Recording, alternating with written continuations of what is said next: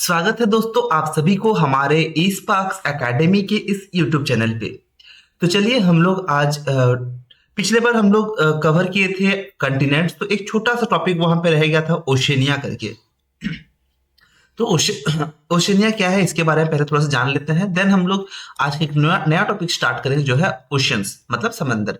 ठीक है, चलिए ओशनिया है Australia, New Zealand, Tasmania, New Guinea and Pacific island जैसे Micronesian, Melanesian and Polynesian islands, ये सब मिल करके ऑस्ट्रेलिएशिया बनता है।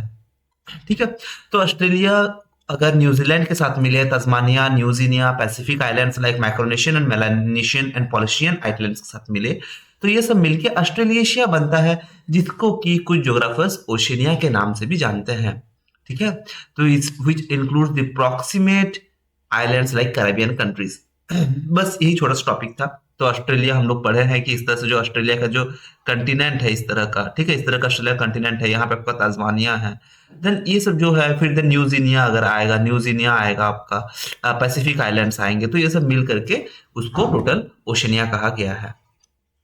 चलिए अभी हम लोग पढ़ते हैं ओशंस ऑफ द अर्थ। तो ये अपना एक नया टॉपिक है। ओशन ऑफ द अर्थ देखा जाए तो टोटल 4 ओशंस है जो कि बहुत बड़े, जो कि मेजर ओशंस है। एक्चुअली 4 ओशंस ही है जिनको हम क्लासिफाई कर सकते हैं on the variation of the size. तो साइज में देखिए तो पहला जो सबसे लार्जेस्ट ओशन है वो है पैसिफिक ओशन, सेकंड है अटलांटिक ओशन, थर्ड है इंडियन ओशन एंड फोर्थ है आर्कटिक ओशन। तो याद कैसे रखेंगे दोस्तों? याद इसको रखने के लिए PAIA इस तरह से आप याद रख सकते हैं, या फिर जो है वो पैसिफिक ओशन सबसे बड़ा है, अटलांटिक ओशन उसके बाद है, नेक्स्ट है इंडियन ओशन एंड लास्ट है आर्कटिक ओशन। तो जो आर्कटिक वाला एरिया है, ठीक है, ये अपना ग्लोब है। ग्लोब में ये ऊपर में आर्कटिक है, ये नीचे में आपका अंटार्कटिक सर्कल है। ठीक है, Arctic circle and this is Antarctic circle. तो आर्कटिक क्योंकि वो बहुत छोटा सा रीजन है, ठीक है, बर्फ का रीजन बहुत छोटा है, तो वो वाला रीजन को हम लोग आर्कटिक के सबसे सबसे छोटा स्मॉलेस्ट ओशन के नाम से जान सकते हैं। देन इंडियन ओशन अपना है, अपना इंडियन ओशन है। तो इंडिया को बहुत जगह से घिरा हुआ है। पैसिफिक ओशन लार्जेस्ट है, उसका नाम से पता चल रहा है कि पैसिफिक। ठीक है, देन अटलांटिक। तो PAIA करके आप याद रख सकते हैं। मैप में अगर इसको देखें तो चलिए थोड़ा मैप में चलते हैं हम लोग। मैप में यहाँ पे देखें तो आपका ये जो ओशन है दोस्तों, ये देखिए, ये अपना कंटिनेंट है। एक मिनट दोस्तों, इसको जस्ट थिकनेस, हाँ, तो ये अपना देखिए दोस्तों, ये अपना कॉन्टिनेंट है। ये कौन सा कॉन्टिनेंट है दोस्तों? ये अपना है नॉर्दर्न अमेरिका। ठीक है, ये रीजन आपका नॉर्थ अमेरिका है, नॉर्थ अमेरिका। देन ये देखेंगे, ये अपना बन जाता है साउथ अमेरिका। ठीक है, देन ये बन जाता है अपना अफ्रीका, अफ्रीका। ये है अपना ऑस्ट्रेलिया। ठीक है, नीचे ये वाला जो है, ये वाला एरिया आपका अंटार्कटिका। एंड देन ये टोटल क्या बनता है दोस्तों? ये जो टोटल है ये क्या बनता है? ये है अपना, ये है अपना टोटल क्या है? यूरेशिया, जो कि यूरोप और एशिया को कंबाइन करके है। बट ये वाला अगर रीजन देखिए तो ये है आपका Europe and this is our Asia. ठीक है, तो इंडिया कहीं ना कहीं, ये वाला रीजन अगर आपको दिख रहा होगा तो ये इंडिया का पोर्शन है। ठीक है, तो चलिए इसके ओशंस के बारे में अगर देखें इसमें,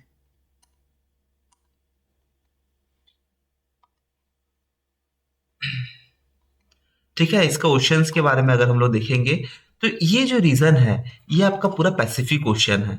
ठीक है, तो ये क्योंकि गोल पोर्शन रहता है, मान लीजिए गोल है और यहाँ पे आपका एक कंट्री है, कंटिनेंट है, तो मान लीजिए ये पैसिफिक ओशन है, तो ये घूम करके फिर पूरा समंदर इतना दूर तक पैसिफिक ओशन ही रहता है। ठीक है, और ये वाला मान लीजिए और एक कोई सेकेंडरी ओशन है। तो इसीलिए यहाँ अगर पैसिफिक है, क्योंकि ये राउंड है, तो इधर भी हम लोग का ये वाला जो रीजन है ये भी अपना पैसिफिक ओशन ही है। ठीक है, ये याद रखना है थोड़ा सा, पैसिफिक ओशन ये भी है, प्लस ये भी पैसिफिक है। ठीक है, ये भी अपना पैसिफिक है।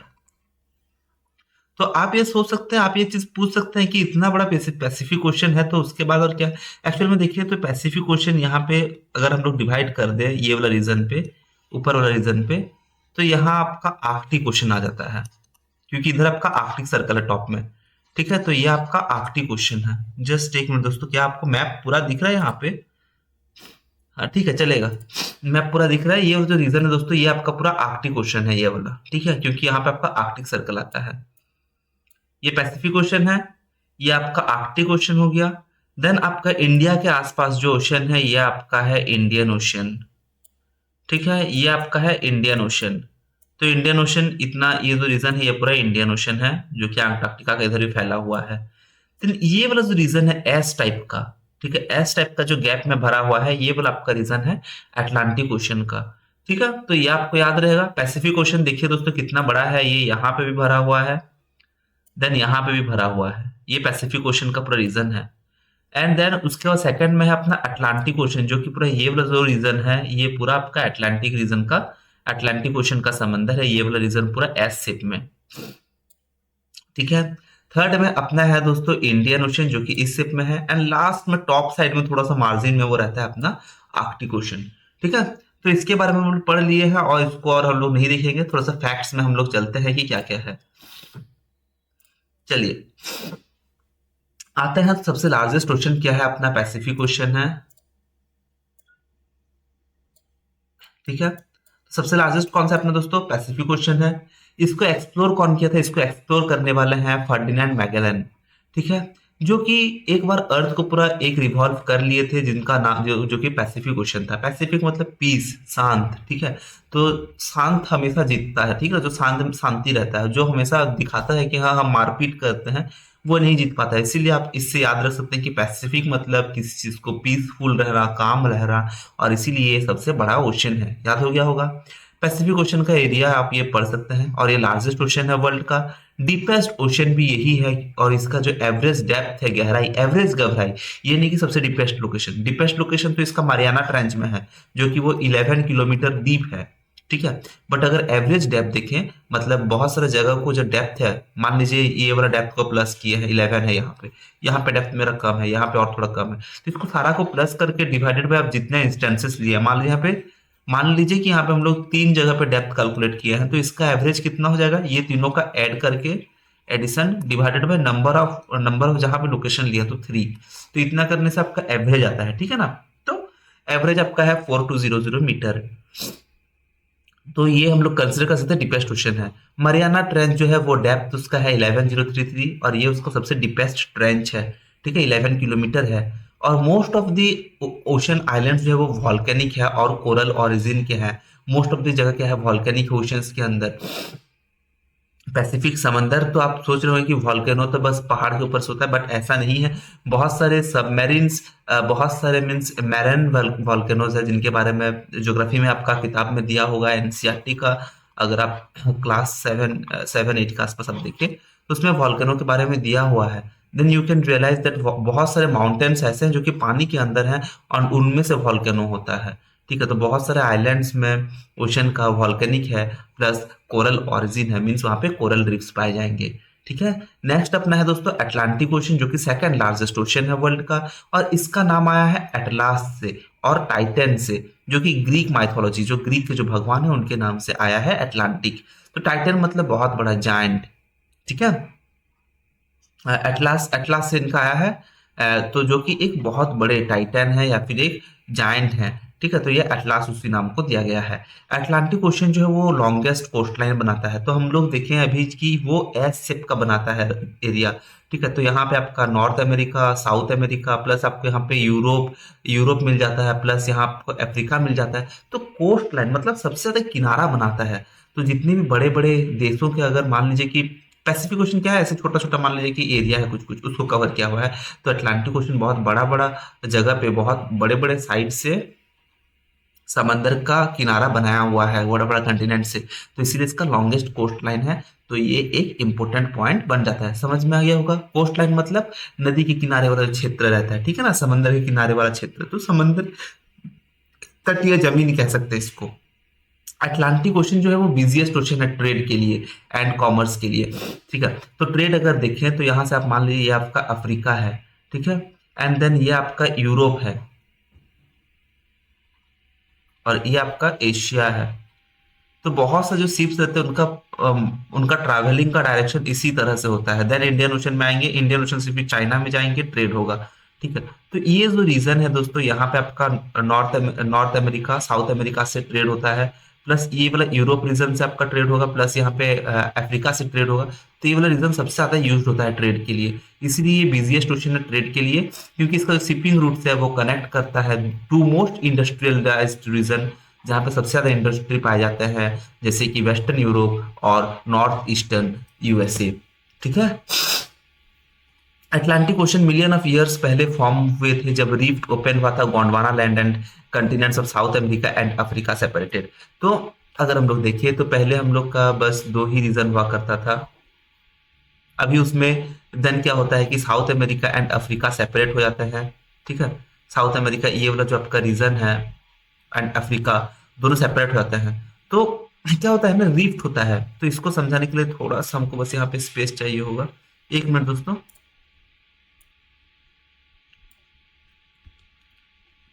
हम्म। तो देखिए क्या होता है कि पहले आपका रहता है बहुत बड़ा एक ग्लोब, वही सेम साइज का हम लोग ग्लोब 2-3 बना लेते हैं। ठीक है। तो इसमें से क्या होगा, समझने के लिए आसान होगा। देन पहले क्या रहता है, एक टोटल एक लैंड मास रहेगा। देन वो धीरे धीरे स्प्लिट होता है कुछ इस तरह, इस प्रकार से। देन क्या होगा, ये आप समझ सकते हैं कि दो अलग अलग डिवाइड हुआ लैंड मास, ये एक अलग लैंड मास है, प्लस ये क्या है, ये पूरा आपका जो रीजन है ये पूरा पानी है, पूरा क्षेत्र। ठीक है।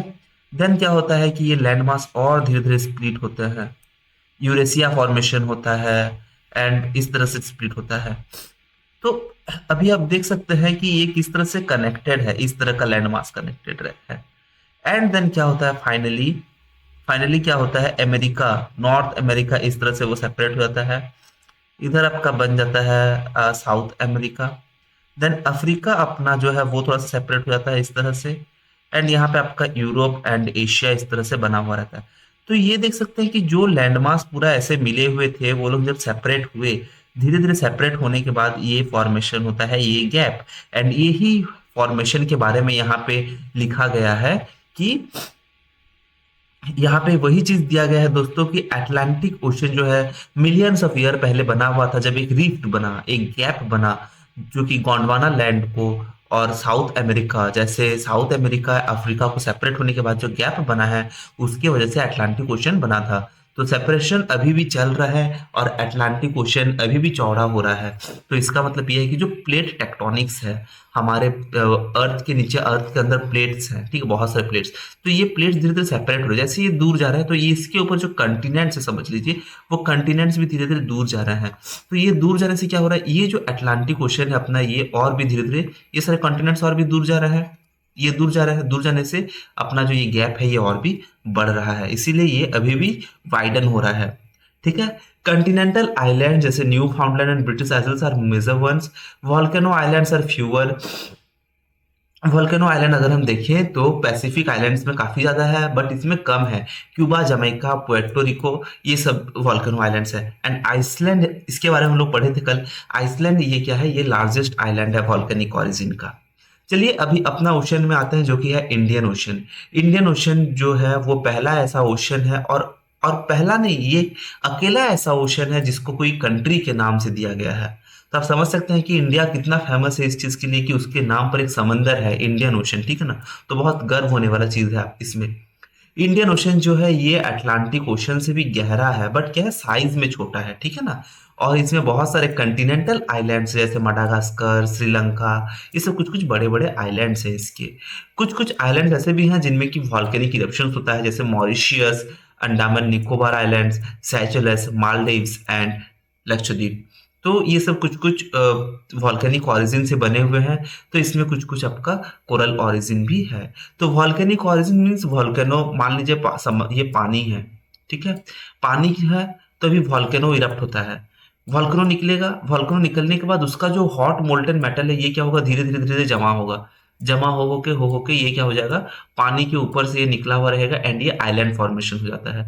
तो ये सब कुछ कुछ जैसे मॉरिशियस, अंडमान निकोबार, सेचेल्स, मालदीव्स, लक्षद्वीप, ये सारे क्या है, इसी प्रकार ही ये लोग बने हुए हैं। तो ये लोग पहले से ही कोई कंटिनेंट के पार्ट नहीं थे, आप समझ सकते हैं। ठीक है ना।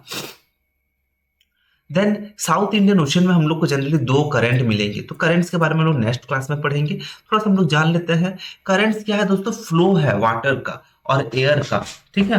तो साउथ इक्वेटोरियल वार्म करंट जैसे साउथ इक्वेटोरियल है, एंड मोजाम्बिक है, एंड मडागास्कर, एगुतास, तो ये सब वार्म करंट्स हैं। And cool currents Antarctic drift है, एंड वेस्ट ऑस्ट्रेलियन करंट्स हैं। चलिए आर्कटिक ओशन में अगर देखें, हम लोग का सबसे छोटा ओशन जो है वो आर्कटिक ओशन है। तो ये स्मॉलेस्ट है सारे ओशन में से, और ये आर्कटिक सर्कल के आसपास रहता है, इसीलिए इसका नाम आर्कटिक ओशन है, ठीक है।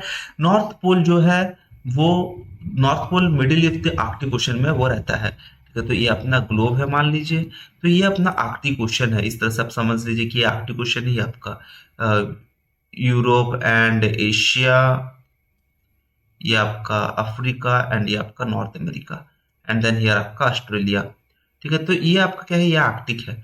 तो नॉर्थ पोल जो रहता है वो आर्कटिक ओशन के बीचों बीच नॉर्थ पोल रहता है, यही कहा गया है, ठीक है।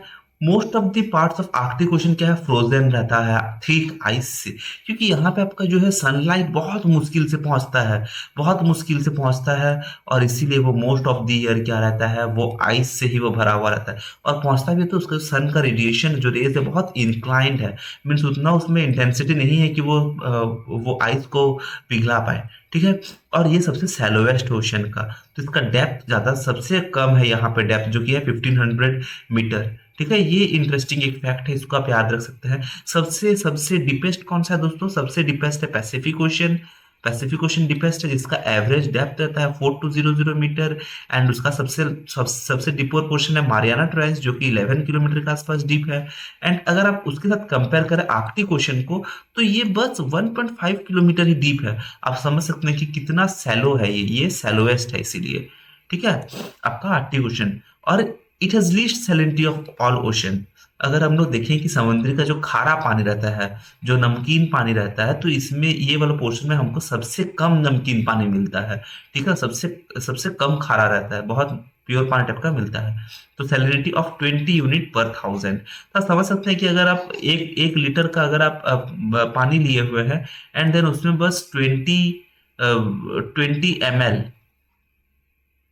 ठीक है, 20 ml आप उसमें ये मिलाते हैं, नमक मिलाते हैं, जो ये काफी कम है, और वो पता ही नहीं चलेगा कि वो इतना नमकीन है, ठीक है, नॉर्मल पानी जैसे टेस्ट आएगा। तो यही है दोस्तों ओशियंस के बारे में, हम लोग इतना ही पढ़ेंगे आज। मिलते हैं फिर से नेक्स्ट क्लास में। तो तब तक आप इसको और एक बार रिवाइज करिए, ओशियंस को सर्च करिए, ओशियंस के बारे में देखिए, कोस्ट लाइन के बारे में, स्पेशली जो कोस्ट लाइन जो सिटीज हैं, ठीक है, ओशियन के नजदीक जो फेमस फेमस सिटीज है, जैसे इंडियन ओशन, इंडिया है पास में, श्रीलंका है पास में, तो ये सब चीज को एक बार थोड़ा सा ध्यान दीजिए, तो ये और ज्यादा आपका बेटर हो जाएगा, ठीक है। लुथन जी का ये किताब को पढ़िए, देन हम लोग नेक्स्ट क्लास में हम लोग पढ़ेंगे ओशन करेंट्स के बारे में। चलिए, थैंक यू।